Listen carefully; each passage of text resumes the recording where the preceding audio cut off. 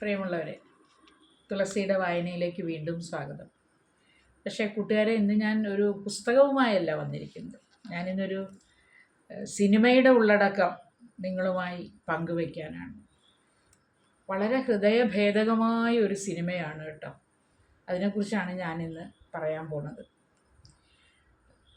ആ സിനിമയിൽ നിന്ന് എനിക്ക് മനസ്സിലായ ഒരു കാര്യം ഞാൻ ആദ്യം പറയാം. ഒരു ജനതയെ തോൽപ്പിക്കാൻ വേണമെങ്കിൽ അവരുടെ വീടുകൾ തകർക്കാം, അവരുടെ കുട്ടികളെ കൊലപ്പെടുത്താം, അവരുടെ എല്ലാം നശിപ്പിച്ച് കളയാം, മതിയാകില്ല. അങ്ങനെയൊക്കെ സംഭവിച്ചാൽ പോലും അവരുടെ ഓർമ്മകളെ ഇല്ലാതാക്കാൻ കഴിഞ്ഞാൽ മാത്രമേ അവരെ തോൽപ്പിച്ചു എന്ന് പറയാൻ പറ്റുള്ളൂ. ചരിത്രത്തിൽ നിന്ന് അവരെ മായ്ക്കാൻ സാധിക്കുകയുള്ളൂ. പക്ഷേ ചരിത്രം തെളിയിക്കുന്നത് മറ്റൊന്നാണ്. മനുഷ്യരില്ലാതായാലും അവരുടെ മണ്ണില്ലാതായാലും അവരുടെ കഥകൾ ജീവിക്കും. അവരെക്കുറിച്ച് ജനങ്ങൾ ഓർക്കും. കവിതകളിലൂടെ, കഥകളിലൂടെ, സിനിമകളിലൂടെ എന്നുള്ളതാണ്. ആ സത്യത്തെ ആ സത്യത്തിൻ്റെ വേദനാജനകമായ തെളിവാണ് ഞാൻ ഇന്ന് പറയാൻ പോകുന്ന cinema, the Voice of Hind Rajab. Hind റിജാബിൻ്റെ ശബ്ദം എന്നതാണ്. എല്ലാ മനുഷ്യരും തുടച്ചു നീക്കപ്പെട്ടാലും പ്രിയപ്പെട്ടവരെ, പാലസ്തീൻ, ജന്മഭൂമിക്ക് വേണ്ടി പോരാടുന്ന പാലസ്തീൻ സിനിമകളിലൂടെ, നോവലുകളിലൂടെ, കവിതകളിലൂടെ നിലനിൽക്കും. അതെ, ഹിന്ദ് റിജാബിൻ്റെ ശബ്ദത്തിലൂടെ പാലസ്തീൻ നിലനിൽക്കും. നിങ്ങൾക്കത് തുടച്ചു നീക്കാൻ ആവില്ല. ആർക്കും തുടച്ചു നീക്കാൻ, ലോകത്തു നിന്ന് അവരെ തുടച്ചു നീക്കാൻ ആവില്ല എന്നുള്ളതാണ്. ഇനി കഥയിലേക്ക് വരാം. ഹിന്ദ് റിജാബ് എന്ന് പറയുന്ന 6 വയസ്സായ ഒരു പിഞ്ചോമന കുഞ്ഞാണ്. അവളുടെ ഫോൺ വിളികൾ മാത്രം, കുറേ സമയത്തേക്കുള്ള അവളുടെ ഫോൺ വിളികൾ മാത്രമാണ് സിനിമയിലെ കഥയുടെ ഉള്ളടക്കമായി മാറുന്നത്. 89 മിനിറ്റ് നീണ്ടു നിൽക്കുന്ന സിനിമ. ഇതൊരു സിനിമ മാത്രമല്ല, മനുഷ്യരാശിയുടെ മനസാക്ഷിയോട് ചോദ്യം ചെയ്യുന്ന ഒരു കലാസൃഷ്ടിയാണ് എന്നുള്ളതാണ്. തുടക്കം 2024 ജനുവരി 29. ഗാസയിലെ ഫെൽ അൽ ഹവയിൽ നിന്ന് എല്ലാവരും ഒഴിഞ്ഞു പോകണമെന്ന് ഇസ്രായേൽ സൈനിക വ്യൂഹം അവരോട് ആവശ്യപ്പെടുകയാണ്. അങ്ങനെ ആവശ്യപ്പെടുമ്പോൾ ഹമാദിൻ്റെ കുടുംബം, അതിലെ 6 പേർ സഞ്ചരിച്ചിരുന്ന ഒരു കാറ്, അതിന് നേരെ വെടിവയ്പ് ഉണ്ടാവുകയാണ്. 5 പേരും മരിച്ചു പോകും. 6 വയസ്സുള്ള ഹിന്ദ് റിജാബ് മാത്രമാണ് അവശേഷിക്കുന്നത്. ഈ വെടിയുണ്ട വന്ന് 5 പേരും മരിക്കുന്നതിന് മുമ്പ് അതിനകത്തുള്ള ഒരു 15 വയസ്സുകാരി ഞങ്ങളിങ്ങനെ അപകടത്തിലാണ് എന്ന് പാലസ്തീനിലെ റെഡ് ക്രിസൻറ്റ് സൊസൈറ്റിക്ക് ഫോൺ ചെയ്യുന്നുണ്ട്. ആ ഫോൺ കോൾ കഴിയുമ്പോൾ തന്നെ ആ 15 വയസ്സുകാരി മരണമടയുകയാണ്. ഹിന്ദ് റിജാബ് എന്ന 6 വയസ്സുകാരിയുടെ ചുറ്റും അവളുടെ ബന്ധുക്കളുടെ ശവശരീരങ്ങളാണ്. അത് മനസ്സിലാക്കാനുള്ള പ്രായം പോലും അവൾക്കില്ല. പക്ഷേ അവൾ അറിഞ്ഞു താൻ ഒരു അപകടത്തിൽപ്പെട്ടിരിക്കുന്നു. ആ കുഞ്ഞു കയ്യിൽ ഒരു സെൽഫോണുണ്ട്. എല്ലായ്പ്പോഴും കണക്ഷൻ കിട്ടില്ല ഒരു സെൽഫോൺ. ആ സെൽഫോൺ വെച്ച് അവളുടെ ഉള്ള ബുദ്ധി കൊണ്ട് അവൾ ആ വിളിച്ച കോളിലേക്ക് തന്നെ തിരിച്ചു വിളിച്ചു. റെഡ് ക്രസൻറ്റുകാർ ഫോൺ എടുക്കുന്നതാണല്ലോ പിന്നെ. അങ്ങനെ ഈ കുട്ടി ഫോൺ ചെയ്യുകയാണ്. ആ യഥാർത്ഥമായ ഫോൺ വിളികളാണ് ഈ സിനിമയുടെ ഉള്ളടക്കം. അധിക സീനുകളൊന്നും ഇതിനകത്തില്ല.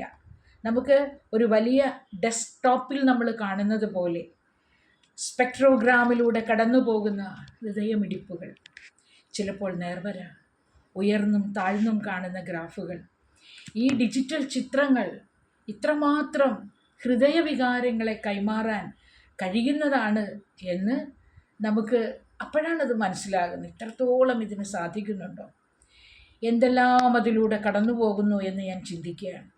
മാനുഷികത, രാഷ്ട്രീയ ചരിത്രം, അധിനിവേശം, അതിജീവനം, നിഷ്ഫലത എല്ലാം ആ സ്ക്രീനിലൂടെ വരുന്ന ഗ്രാഫിലൂടെ നമ്മൾ വായിച്ചറിയുകയാണ്. രക്ഷാപ്രവർത്തകരുണ്ട് കുറേ പേർ. അവരുടെ ഹൃദയവികാരങ്ങളെയും സിനിമ പങ്കുവയ്ക്കുന്നുണ്ട്. 6 വയസ്സുകാരി ഫോണിലൂടെ സംസാരിക്കുന്നത്, ആ കുഞ്ഞിൻ്റെ നേർത്ത ശബ്ദം കേൾക്കുമ്പോൾ നമ്മുടെ ഹൃദയം തകർന്നു പോകും. അവളിടയ്ക്ക് പറയുന്നുണ്ട്, സന്ധ്യയാകുന്നു, ഇരുട്ടാകുന്നു, എനിക്ക് ഇരുട്ടിനെ പേടിയാണ്, I am afraid of dark. ആ കുഞ്ഞു സ്വരം ഇടയ്ക്കിടയ്ക്ക് നമ്മളതിലൂടെ കേൾക്കുമ്പോൾ നമ്മുടെ നെഞ്ച് തകർന്നു പോകും, നമുക്ക് സഹിക്കാനാവുന്നില്ല എന്നുള്ളതാണ്. ആരുടെയും ആ ശബ്ദം കേൾക്കുമ്പോൾ ആരുടെയും കണ്ണ് നിറഞ്ഞ് തുളുമ്പിയിട്ടുണ്ടാവും. അവൾക്ക് ആത്മവിശ്വാസം പകർന്നുകൊണ്ട് അവളുടെ ജീവൻ ഈ രക്ഷാപ്രവർത്തകർ അടുത്തെത്തുന്നത് വരെ ജീവൻ നിലനിർത്താൻ കഴിയുന്ന തരത്തിലുള്ള ഒരു ആത്മവിശ്വാസമാണ് ഫോണിലൂടെ, ആ സംഭാഷണങ്ങളിലൂടെ അവർ പകർന്നു കൊടുക്കുന്നത്. ശ്വാസം അടക്കി പിടിച്ചിരുന്ന് നമ്മൾ കാണേണ്ടി വരും. അവസാനം ഹിന്ദ് റിജാബിന് എന്ത് സംഭവിക്കുമെന്നുള്ള ഉദ്വേഗജനകമായ നിമിഷങ്ങൾ നമ്മളിലൂടെ കടന്നു പോവുകയാണ്. തീർച്ചയായിട്ടും ആയിരിക്കുമല്ലോ. അവൾ ജീവിക്കണം. ആ സ്വരം കേൾക്കുമ്പോൾ, അത് കാണുമ്പോൾ നമ്മൾ ഓരോരുത്തരും ആഗ്രഹിച്ചു പോകും എന്നുള്ളതാണ്. ശ്വാസം അടക്കി പിടിച്ചേ കാണാൻ സാധ്യമാവുള്ളൂ. ആദ്യത്തെ കോൾ, ഫസ്റ്റ് കോൾ 2:35 ക്രസൻറ്റ് സൊസൈറ്റിയിലെ പ്രവർത്തകരുടെ കൈകളിലേക്ക് എത്തുന്നത്. Last call 7:35 PM.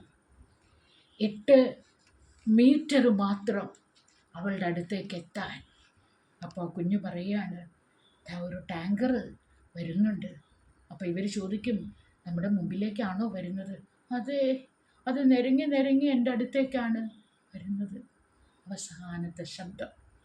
പക്ഷെ ഹിന്ദ് റിജാബിൻ്റെ ദാരുണമായ അന്ത്യത്തിൻ്റെ ചിത്രീകരണങ്ങളില്ല. അവസാനം നമ്മൾ കാണുന്നത് 8 മീറ്റർ മാത്രം അകലെ വെച്ച് അവർ നിൽക്കുകയാണ് സ്തബ്ധരായി. പിന്നെ സ്ക്രീനിൽ ഒരു കറുത്ത സ്ക്രീൻ മാത്രം. അതിലൂടെ നമ്മൾ ബാക്കി മനസ്സിലാക്കുകയാണ്. പ്രിയപ്പെട്ടവരെ, ഇത് ഹിന്ദ് റിജാബിൻ്റെ സിനിമ. ഇത് ഈ സ്വരം എന്ന് പറഞ്ഞാൽ അതിൻ്റെ കഥാനായിക, അല്ലെങ്കിൽ ഇത് 82ാം വെനീസ് ചലച്ചിത്രമേളയിലെ ഗ്രാൻഡ് ജൂറി പുരസ്കാരം നേടിയാണ്. ഖൗത്തർ ബെൻ ഹാനിയ സംവിധാനം ചെയ്ത, ചരിത്രത്തിൽ ഏറ്റവും അധികം ഈ അവാർഡ് വാങ്ങുമ്പോൾ സദസ്സ് എഴുന്നേറ്റ് നിന്ന് കൈയടിച്ച ഒരു ചലച്ചിത്രമാണ് ദ വോയിസ് ഓഫ് ഹിന്ദ് റിജാബ് എന്ന് പറയുന്നത്. കണ്ണു നിറയുന്നത് സങ്കടം കൊണ്ട് മാത്രമല്ല. നമ്മുടെ സിനിമ കാണുമ്പോൾ മനുഷ്യർ ഇത്ര നിസ്സഹായനാകുന്നോ എന്നോർക്കുമ്പോൾ ദുഃഖം തോന്നും. ഒരു കുഞ്ഞിൻ്റെ ജീവന് പോലും സംരക്ഷണം നൽകാൻ കഴിയാത്ത ലോകക്രമമാണോ ഇവിടെ നിലനിൽക്കുന്നത്? അതോർക്കുമ്പോഴാണ് നമ്മുടെ നെഞ്ച് പിടയുന്നതും കണ്ണുനീരണിയുന്നതും. നമ്മൾ ഒരു പിഞ്ചു കുഞ്ഞിൻ്റെ പോയ ജീവിതത്തിൻ്റെ സാക്ഷ്യം. സഹിക്കാനാകുന്നില്ല ഈ സിനിമ. ഈ ലോകത്തെ എങ്ങനെ സംസ്കാരമുള്ള ഒരു ലോകമെന്ന് നമുക്ക് പറയാൻ സാധിക്കും? 6 വയസ്സുള്ള ഒരു പിഞ്ചു കുഞ്ഞിനെ രക്ഷിക്കാൻ നമുക്കാകുന്നില്ല. അവളുടെ സ്വപ്നങ്ങളെ, പ്രതീക്ഷകളെ നമുക്ക് താലോലിക്കാനാകുന്നില്ല. സിനിമ അങ്ങനെ അവസാനിക്കുകയാണ്. ഒരു സിനിമയല്ല പ്രിയപ്പെട്ടവരെ, മറിച്ച് മനുഷ്യരാശിയുടെ മനസാക്ഷിയിൽ പതിഞ്ഞ ഒരു മുറിവാണിത്. പാലസ്തീനോട് ഐക്യദാർഢ്യം പ്രഖ്യാപിക്കുക. നാം യുദ്ധത്തിനെതിരാണ് എന്ന് മനസ്സ് തുറന്നു പറയുക. എവിടെ യുദ്ധത്തിനെതിരെയുള്ള സംഘാടനം നടന്നാലും പ്രിയപ്പെട്ടവരെ, നമുക്കും അതിൻ്റെ കണ്ണികളായി മാറാം എന്നാണ് പറയാനുള്ളത്. നന്ദി, നമസ്കാരം.